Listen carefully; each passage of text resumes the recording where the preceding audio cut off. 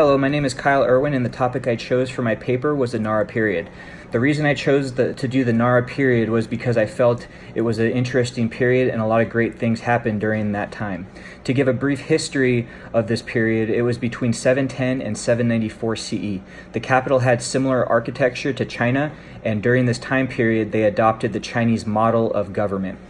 The city of Nara was Japan's first true urban city and had a population of about 200,000 people, 10,000 of which were employed by the government. Buddhism power and influence grew pretty big during this time, and because of this, they had to build new temples to accommodate. The Nara period centered around agriculture in villages, and villagers followed the Shinto religion. During this time, Tanka and Choka poetry and ancient literature became very influential. The big pieces of ancient literature were the Kajiki, the Nihon Shoki, and the Manyoshu. Kajiki is the oldest book of Japanese history and the oldest text of any kind in Japan. The purpose of this book was to make historical connections with the gods.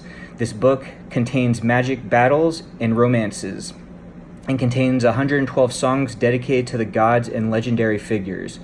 Nihon Shoki is the second oldest book in classical Japanese history. It is not as elaborate or detailed as Kajiki. These books put together are called the Kiki stories. This book was written in classical Chinese but has notes translating proper way to pronounce the words in Japanese. Manyoshu is by far the most well-known piece of literature from this era.